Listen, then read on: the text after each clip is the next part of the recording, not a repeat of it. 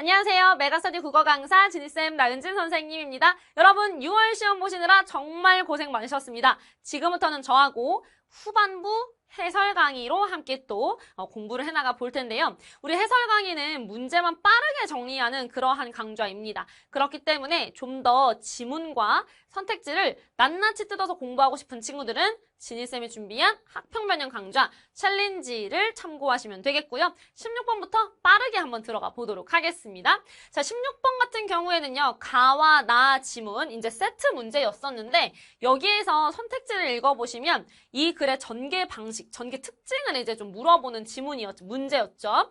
답은 3번인데요. 가는 자유주의가 나는 공화주의가 현대사회에서 지니는 의의에 대해서 설명하고 있다. 이렇게 되어 있습니다. 의의라는 것은 이제 가치를 말하는 것인데 우리 각각의 지문 맨 마지막 문단을 보시면 이 내용이 나와 있어요. 그렇기 때문에 답은 3번인데요. 제가 여기서 한 가지만 더 말씀을 드리고 싶은 건 뭐냐면 바로 이 배경이라는 겁니다. 배경이라는 것을 막막하게 좀 막연하게 생각하고 있는 친구들이 많은 것 같아요.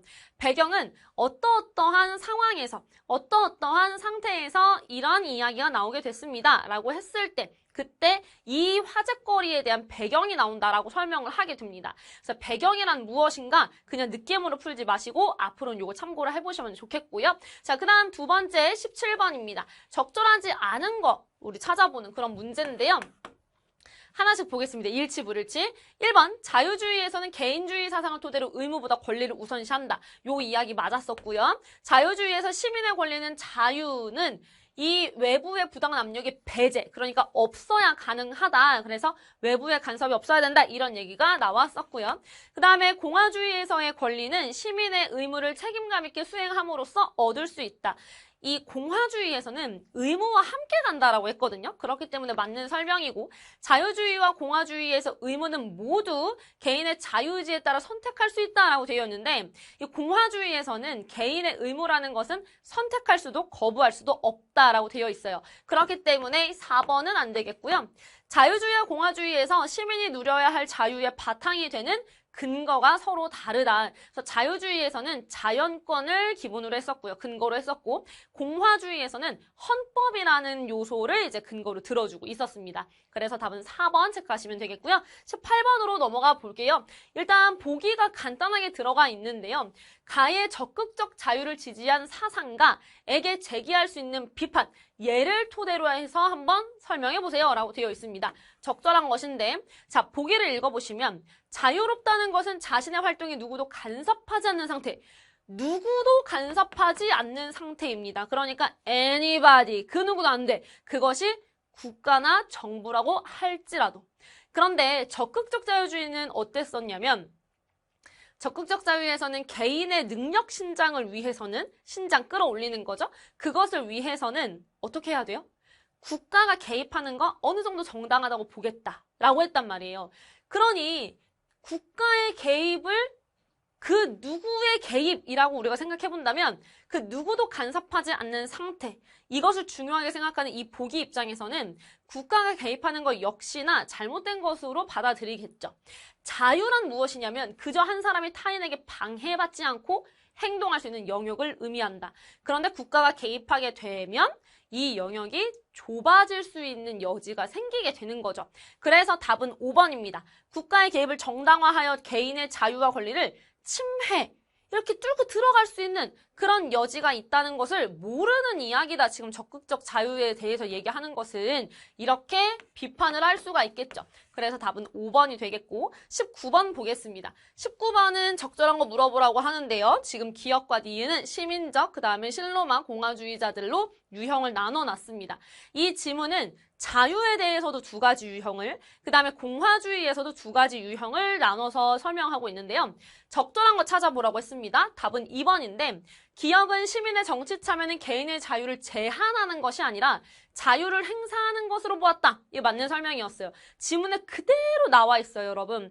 그래서 이제 이 기역, 그러니까 시민적 공화주의에서는 정치에 참여하는 것이 윤리적 자기 실현이고 그 자체가 목적이고 자유를 행사하는 것이다. 이렇게 설명을 하죠. 그렇기 때문에 답은 2번이 되겠습니다. 자, 그 다음 20번으로 넘어가 보시면 보기가 나와 있어요. 이 보기 사례에다 적용을 하는 건데요. 발문을 보시면 윗글을 바탕으로 보기의 상황에 대해 반응한 것으로 적절하지 않은 것은 이라고 되어 있고 A부터 한번 읽어보겠습니다.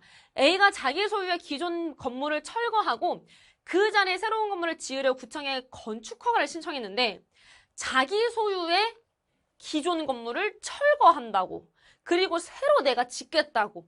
자기 소유잖아요. 개인의 재산이란 말이죠. 그래서 이제 이거를 짓겠다고 이제 신고를 하려고 했더니 건물에 들어설 토지의 일부가 인근 주민들이 이용하는 중요한 생활도로로 오랫동안 쓰이고 있었다. 주민들이 이용하는 생활도로로 쓰였다. 이것은 공공의 이익 측면에서 지켜져야 하는 부분이란 말이에요. 구청은 도로가 막히면 주민들이 다른 길을 찾기 위해 우회, 돌아가야 하고 이에 따른 사회적 비용이 발생하고 주민들의 생활에 막대한 지장을 줄 수 있다. 그렇기 때문에 이건 안 된다라고 하면서 A가 자기 사유재산을 어떻게 마음대로 할 수 있는 권리를 제한하고 있어요. 이 상황, 즉 공익과 권리가 부딪히는 상황입니다. 이에 A는 자신의 사유지에 건물을 세울 권리가 있다는 점을 들어서 구청의 결정에 불복하고 소송을 냈습니다. 불복한다는 것은 받아들이지 않는다는 거예요. 법원은 이 도로가 법정 도로는 아니지만 주민들의 중요한 생활도로로 이용되어 왔기 때문에 이걸 보호하는 것이 공익적 차원에서 매우 중요하다. 이렇게 봤대요. 그래서 A의 이 소송을 안 돼! 라고 거부해서 돌려보내고 구청의 주장이 옳다, 즉 공익의 손을 들어줬단 말이죠. 이렇게 상황을 봤을 때 지문에다가 우리가 연결을 해보면 바로 떠오르는 것은 공화주의자들은 어떨까요? 공화주의자들은 이것이 옳은 판결이라고 보겠죠. 왜냐하면 공익이 더 중요하니까. 그런데 자유주의자들은 아니 개인의 재산, 사유지, 자신의 그 소유 건물 이런 것들을 마음대로 못하게 한다고? 이거는 개인의 권리를 제한하는 것이니까 잘못된 거야, 부당한 거야 라고 하겠죠. 그래서 1번부터 한번 살펴보시면 공화주의자들은 구청 측의 주장이 개인의 적극적 자유를 침해했다고 판단하겠군. 여러분 적극적 자유는 자유주의자들이 하는 말이죠. 그렇기 때문에 안 됩니다. 적절하지 않은 것은 답이 1번이었고요. 나머지 보시면 공화주의자들은 구청 측의 주장을 받아들인 법원의 결정을 합리적이다라고 여기겠죠. 그렇죠? 공화주의자들이니까.